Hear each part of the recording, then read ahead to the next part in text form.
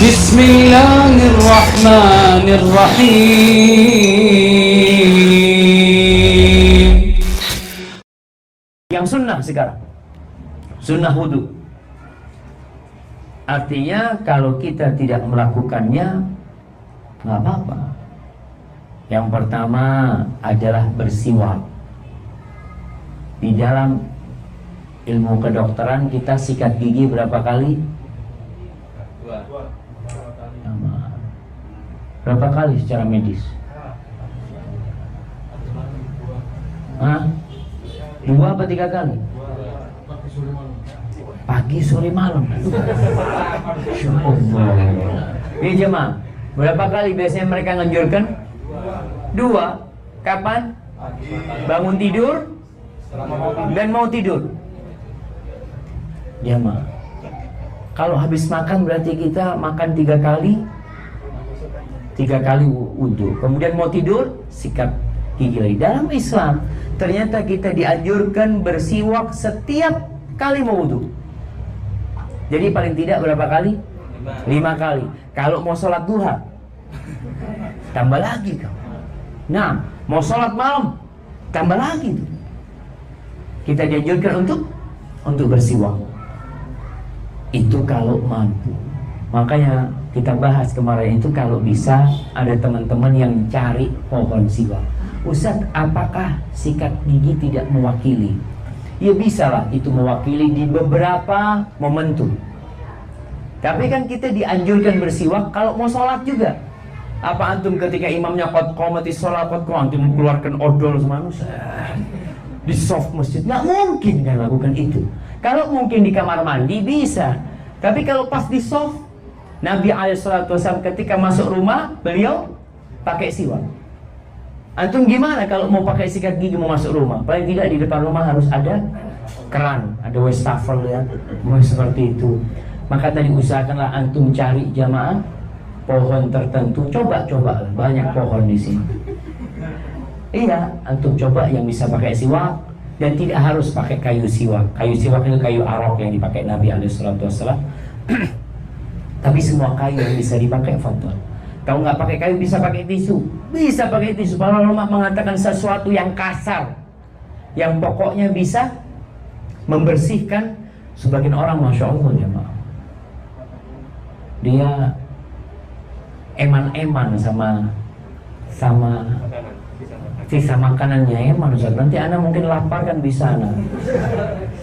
Baik, ingat sunahnya bersiwak. Yang kedua, mencuci kedua telapak tangan 3 kali pada awal wudhu, sebagaimana diriwayatkan oleh Utsman bin Affan. Artinya kalau kita tidak mencuci sah wudhu kita, tapi sunnah kau cuci dulu. Dan lebih ditekankan mencuci tangan itu ketika bangun tidur, sebelum memasukkan air ke wadah. Berarti kalau airnya ada di timba atau apa, dianjurkan. Ada jangan kau masukkan tanganmu ke situ, kau cuci dulu di luar, baru kau masukkan ke sana. Jadi ingat mencuci kedua telapak tangan. Dan ini sunnah yang indah jemaah. Supaya apa? Ketika kau kumur-kumur udah bersih tanganmu. Kalau kau langsung kumur-kumur dalam kondisi tangan berdebu atau apa, maka tentunya kau akan memasukkan sesuatu ke mulutmu yang bercampur dengan debu. Yang ketiga, kumur-kumur dan istinsyak sekali jalan 3 kali.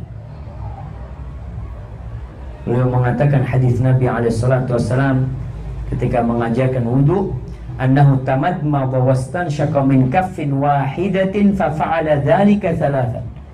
Nabi itu kumur-kumur 3 kali dengan satu apa? Satu telapak tangan air. Sekali jalan itu beliau 3 kali. Itu bisa, dan bisa sekali aja. Yang penting kita istinsyak dan tamadmad dan istinsyak, kumur-kumur dan menghirup itu. Yang ketiga, mendahulukan anggota wudhu yang kanan daripada yang kiri. Dan ini penting jemaah. Antum jangan meremehkan, Ustaz kanan kiri sama. Iya, kau mau mulai dari kiri wudhumu sah. Tapi kalau kau mulai dengan yang kanan, kau akan lebih dicintai oleh Allah Subhanahu wa ta'ala. Yang keenam, menggosok. Artinya tadi tangan yang kita basuh itu Anda sampaikan kalau kita masukkan ke air sah, tapi sunnah kita gosok dengan tangan kita yang satunya. Di mana Abdullah bin Zaid mengatakan anna Nabiya sallallahu alaihi wasallam utiya bi thulutsai muddin fatawadda'a faja'ala yadluku dhira'i. Di sini Nabi alaihi salatu wassalam pernah dibawakan 2/3 mud air. Kemudian beliau berwudu, maka beliau menggosok kedua hastanya. Tadi ini perlu digosok, apalagi sikunya untuk dijamin air sampai ke sana. Yang ketujuh, Syekh menyebutkan membasuh 3 kali 3 kali, sebagaimana yang telah dijelaskan oleh Utsman bin Affan. Bahwasanya Utsman membasuh 3 kali 3 kali, tapi mengusap kepala hanya 1 kali. Namun sebagian mengatakan mengusap kepala 3 kali. Apa dalil mereka? Dalil hadis umum, di mana Rasul SAW bersabda, sahabat menceritakan Nabi SAW berwudu, tawaddu'a marratan wa marrataini wa marratain. Nabi wudu sekali-sekali, artinya semua itu sekali, dan Nabi pernah wudu 2 kali 2 kali. Di sini mereka yang berpendapat mengusap kepala 3 kali dari mana? Dari umum bahwasanya Nabi berwudu 2 kali 2 kali. Berarti mengusap kepala juga 2 kali. Ini kan hadis umum. Maka kita perlu bagaimana mengusap kepala Nabi alaihissalam. Nabi mencuci tangannya 3 kali, membasuh wajahnya 3 kali, tapi ketika mengusap kepala selalu 1 kali. Sehingga mereka berpendapat yang sahih adalah hanya 1 kali untuk kepala. Kemudian di sini beliau menyebutkan hadis Nabi SAW dari Utsman, dianjurkan pula kadangkala mengusap kepala lebih dari sekali. Kenapa? Karena ada hadis yang jelas mengatakan itu. An Utsman annahu tawadda'a famasaha ra'sahu thalathan. Di hadis yang tadi kita baca tentang Utsman hanya mengusap kepalanya 1 kali. Tapi di lain waktu Utsman mengatakan bahwa aku melihat Nabi SAW mengusap kepalanya 3 kali. Berarti 3 kali pun dianjurkan. Maka pendapat yang mengatakan 2 kali 2 kali artinya semuanya 2 kali. Mengusap kepala pun 2 kali atau 3 kali. Berdasarkan hadis ini, dan hadis ini disahihkan oleh Syekh Albani rahmatullah alaih. Sunnah yang ke-8, tertib. Sebagian ulama mewajibkan tertib itu masuk fardu wudu. Sebagian mengatakan enggak harus tertib, boleh kita cuci kaki dulu. Ini pendapat. Tapi dalam mazhab Syafi'i enggak boleh, harus tertib. Dan pendapat yang mengatakan tertib sebenarnya lebih kuat. Namun Syekh memasukkan tertib itu termasuk sunnah dan bukan wajib. Beliau mengatakan di sini tertib karena kebanyakan cara wudhu Rasulullah SAW selalu dengan tertib, sebagaimana yang telah disampaikan sejumlah sahabat yang merayakan wudhu Nabi SAW. Akan tetapi ada riwayat sahih dari Miqdam bin Ma'di Kariba bahwa ia berkata, Nabi SAW didatangkan kepada beliau air untuk berwudu, fatawadda, beliau berwudu, faghasala kaffaihi thalathan, beliau membasuh kedua telapak tangannya 3 kali, wa ghasala wajhahu thalathan, beliau membasuh wajahnya 3 kali, thumma ghasala dira'aihi thalathan, beliau mencuci tangannya, membasuh tangannya 3 kali 3 kali. Thumma tamadmada wastansyaq. Kemudian setelah itu beliau baru kumur-kumur. Beliau baru kumur-kumur dan baru beristinsyak. Kapan? Setelah membasuh tangannya. Thumma masaha bi ra'si wa udhunai. Lalu beliau mengusap kepala dan telinganya. Tapi sebagian ulama menolak pendapat yang mengatakan tertib itu sunnah aja. Kenapa? Karena mereka berpendapat bahwasanya kumur-kumur dan istinsyak itu sunnah. Artinya tidak dilakukan pun nggak apa-apa. Jadi kalau melakukannya setelah Mencuci tangan nggak apa-apa, tapi tetap harus tertib. Mereka mengatakan tertib. Jadi pendapat yang lebih kuat, insya Allah harus tertib, jemaah. Antum kalau wudhu cuci kaki dulu, kemudian baru cuci wajah, menurut pendapat Syekh sah. Sah. Karena beliau tidak memasukkan tertib sebagai wajib wudhu. Beliau hanya memasukkan kepada sunnah.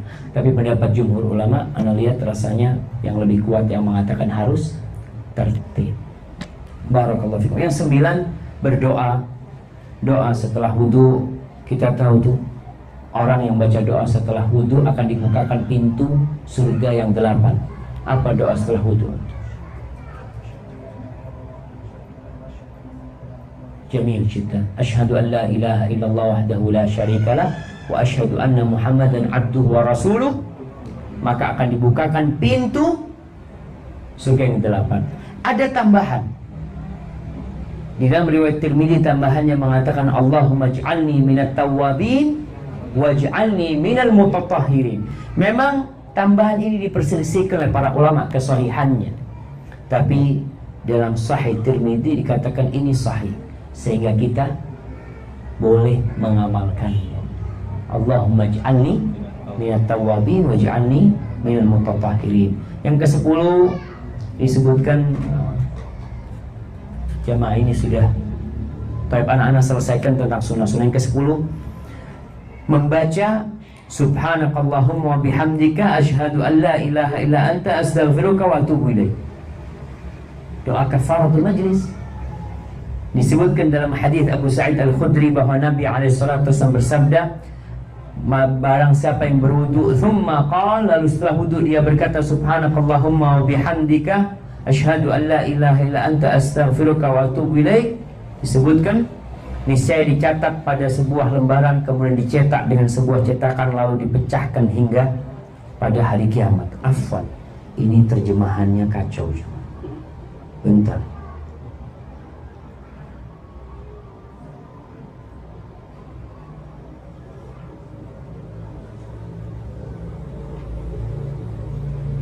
Nah, ya,